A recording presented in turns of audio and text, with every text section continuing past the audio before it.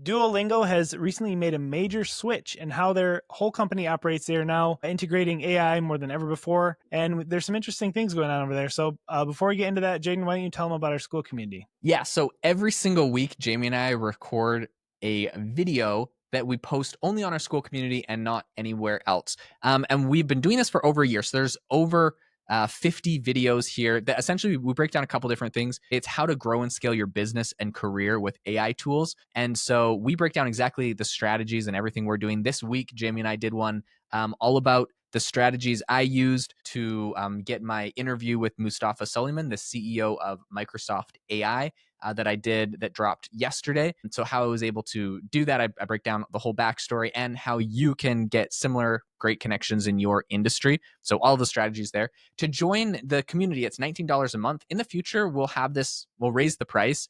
In the past, we had it at $100. So, it's at a discount right now, and we'll raise it back up in the future. If you want to lock in that $19 a month price, if you get it now, it won't ever be raised on you. And we have over 350 members, so a huge community. People share comments in the community, all sorts of amazing insights that they're learning. We have a classroom with dozens and dozens of videos on all sorts of things making money with AI. So if you're interested, check it out. The link is in the description. Okay, we have to get into what is going on with Duolingo right now. So a bunch of this comes from essentially an all hands email their CEO, Luis von Ahn, sent to everybody, which essentially says that Duolingo is going to be an AI first company. Now, that sounds like great and all. Like everyone's like, oh, yeah, AI first, whatever.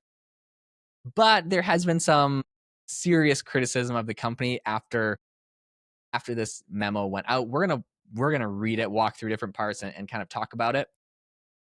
One thing that is very interesting is why they did it. But I guess the big thing that they wanted to say in their posts are like, what doesn't change is that we remain a company that cares deeply about its employees. So pretty much the headline here is that Duolingo is going to start replacing their contractors with AI, which is very interesting how they're going to do that. We'll get into it. So I'll read the first part of the memo and then I want to get your take on it, Jamie.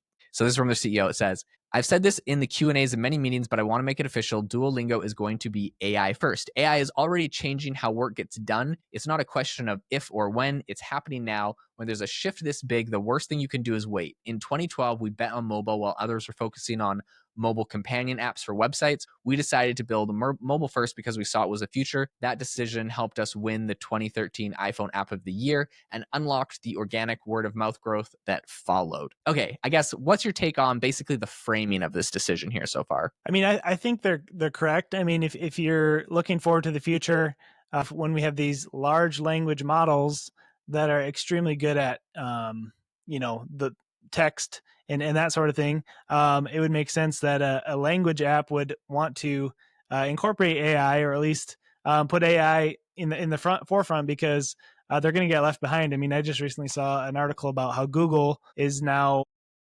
releasing some tools to help people learn different languages with AI, and it really makes sense if you think about it. So I think this is a really smart move. Yeah, I 100%, I 100% agree that like AI is huge for language learning. So they're going to do this for a lot of their contractors, which I think what people don't like. But I think if they're willing to do that, that means that they're going to move a lot of AI, hopefully, I think, into the product, because it really is great. Like I speak French, but like my French is rusty because it's been many years since I actually lived there. And so on ChatGPT, when their voice mode first came out, I would just chat with it and be like, "Hey, talk to me in French," and I would just chat with it in French. And I'm telling you, that's like one of the greatest things. I did that before I went and spent 2 months in France last summer. So it kind of helped me like prep and get like not rusty on French. So that was really cool. Okay, let's talk about the next thing they said. They said AI isn't just a productivity boost, it helps get us closer to our mission. To teach well, we need to create a massive amount of content, and doing that manually doesn't scale. One of the best decisions we made recently was replacing the slow manual content creation process with one powered by AI. Without AI, it would take us decades to scale our content to more learners. We owe it to our learners to get them this content ASAP. It also helps us build features like video calls that were impossible to build before for the first time ever. Teaching as well as the best human tutors is within our reach. What's your take on that? I mean, that really makes sense to me. Again, like I back in the day in high school, I took Spanish, and I just remember like all the different grammar things, where you'd have a word with different tail ends on it, and you had to know, oh, that means you go or we go or I go. So like even just one word can be said, 10 different ways depending on, what the grammar is. And then also maybe even a dialect, if you're speaking Spanish, in Spain or in Mexico, it may sound a little bit different. So I agree with what they're saying. They need to scale and they need to have, to manually program all that. Doesn't really make sense anymore when you have, something like ChatGPT that can do all that research and content creation for you. So Yeah, it's just like when you're trying to make super personalized lessons for people, AI is just so good at it, and they could scale. They could go. I think they could just personalize it so much more based off of what people understand. One thing that I would ask ChatGPT just their voice mode to do, I'm like, hey, if I'm ever like saying a word wrong or saying a sentence structure wrong, like stop and correct me. And like this is just not what these apps were super good at before, but now with AI, especially with conversational, especially the voice mode, like it is an absolute no-brainer. I've seen a bunch of language learning apps pop up. OpenAI's even demoed some that are in this field. So I think Duolingo knows like they're gonna get kind of killed if they don't go in that direction. And the video call thing I think is super cool too. Okay, here's where people think it gets a little bit more controversial. They say all of that makes sense. They say being AI first means we will need to rethink much of how we work. Making minor tweaks to systems designed for humans won't get us there. In many cases, we'll need to start from scratch. We're not going to rebuild everything overnight, and some things like getting AI to understand our code base will take time. However, we can't wait until the technology is 100% perfect. We'd rather move with urgency and take occasional small hits on quality rather than move slowly and miss the moment. And then, so yeah, this one is what's more interesting to me. They're literally openly admitting it's not 100% perfect today. We'd rather take hits on quality than kind of miss the moment. And this is what I think maybe a lot of people are getting wrong is I still am of the opinion that if can't do something as good and keep the quality 100%, then you probably shouldn't use it to do that thing, because there are lots of things where AI can completely add value and can do a really good job. And if you're going to make like sacrifices, try to make them in areas where it's not going to have a big impact on the user experience. If they're like admitting that it's going to be bad for quality, so like you imagine language learning, maybe it's going to teach people to say something wrong. It's just like that doesn't feel good to me when someone's like paying as a user to actually learn something. yeah, I get that. But, and I think language isn't perfect anyways, especially conversationally. People do mispronounce things or, so if your goal is to be fluent though in a language, I still feel like, talking to an AI could really get you there. But yeah, I guess I see what you're saying too, where you don't want it to teach you wrong either. So yeah, I don't know. That's tricky. Hopefully that they mitigate this and they're able to find ways where it doesn't really impact the quality too much. But I do think that's an interesting kind of point there. Okay, this is another part that is also controversial to people, and it's what they're doing with their workforce with AI. So they said, we'll be rolling out a few constructive constraints to help guide this shift. Number one, we'll gradually stop using contractors to do work that AI can handle. Number two, AI use will be part of what we look for in hiring. Number three, AI use will be part of what we evaluate in performance reviews. Number four, headcount will only be given if a team cannot automate more of their work. And number five, most functions will have specific initiatives to fundamentally change how we work. Let's go line by line on this, Jamie, because this is absolutely insane. And I predict you're going to see at least 50% of major corporations with similar policies within the next year, guaranteed. This is 100% the way I think the future is going. Now, people are complaining about AI replacing contractors and work, but I think this is interesting. Have you, like, what percentage of things, Jamie, would you say like 5 years ago you would have used a contractor or a virtual assistant or someone to do that you could just do with AI today? Because that's kind of the first thing that they said they're going to replace. Yeah, I mean, I would say, a lot of things can definitely be done now that I would have had to pay someone on Fiverr or learn a new skill to do in the past. So I think, as we've mentioned before, the volume, you're able to create just a lot more volume of things in content with the same amount of time. So you need to learn to use AI as a tool to increase your productivity. That is, I think on paper though, if you got that email from your boss, that probably sounds intimidating and also sounds Yeah. like, okay, now I'm going to be expected to 10x my productivity. This stinks. Like they're not giving me a raise. Like I could see there's how there would be a lot of frustration there as well, especially for people who are unfamiliar with AI. That's why you need to learn as much as you can because the train is leaving the station. Yep, 100%. So I recently have had a whole bunch of experiences. One was using ChatGPT's operator to do a whole bunch of tasks I used to have virtual assistants do. That was really mind blowing to me. And it wasn't perfect, but honestly, give it 6 months or whenever they put out their next operator update, it will be ready for the masses to do like virtually everything. So that's crazy to me, where it kind of like takes over a computer and goes and like I had it editing and scheduling and downloading and uploading podcast episodes, titling them, descriptions, like it did the whole thing. I recorded it and then did all the post production. That is usually a huge job that like that's someone's full-time job pretty much at my podcast studio and even here for the show. So that was mind blowing for me. And it's not quite there, but very, very soon it's going to completely take over that. Then the second thing is just recently I kind of ran an experiment where I went to Fiverr and I got a bunch of video editors to edit like a short ad in like, it's like a portrait mode ad for my podcast studio. It's just like a local business ad that I was running on Facebook.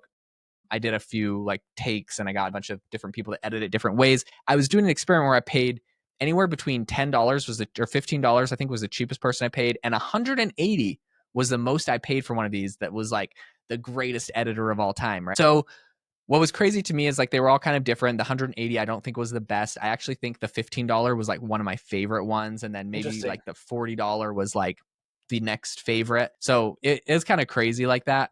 Yeah, anyways, they're roughly the same, and then the $180 was like maybe the third or something. So like the price didn't like correlate with the quality, which was interesting. But I took it a step further, and yesterday I used the Captions app. If you have it, I think it's only on iOS, which is kind of annoying.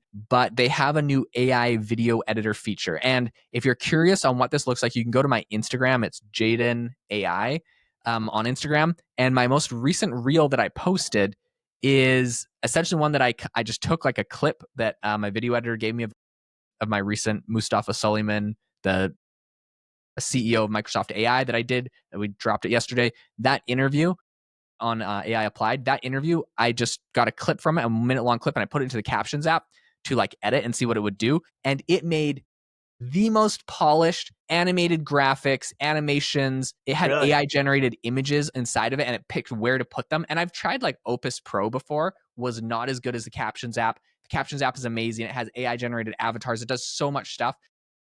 So you can go check out that reel on my Instagram if you want to see what it's capable of. But I did that literally yesterday, and after paying like 5 different video editors to do things, and then seeing what this Captions app can do, I'm just telling you now, for all of my future like commercials or ads, like Facebook ads for my studio, I'm just going to use the Captions app. It edits so fast, it's so good, it throws in B-roll, it's so trendy and animated, and like it is insane. So do you know what I'm talking about? Did you see that clip, Jamie? I did. It looked. I mean, I thought you paid someone because it looked really polished. So So because I polished, was right? like, I saw like, okay, interview just dropped of you guys, and I'm like, oh, how does he have like shorts of this already? This is crazy. They must be like trying to pump out as much content to get it, hyped as you can. But yeah, I thought you paid somebody, so that's crazy. Yeah, that was I mean free. It was probably like $20 a month for Captions. I can't remember. And then like it did it in like 10 minutes. So pretty freaking crazy. And also one thing that I noticed that Captions does, which is now I guess competition for Opus Pro, because that's traditionally Opus Pro is the one that I used in the past, but honestly, this one seems like it's much better. But it does a thing where you throw in the YouTube link and then it also will pick the clips for you. So that's pretty crazy. I probably should do that. If you see my Instagram next, I probably will be giving it the YouTube link and having it run through and edit a bunch of those as well. So really crazy.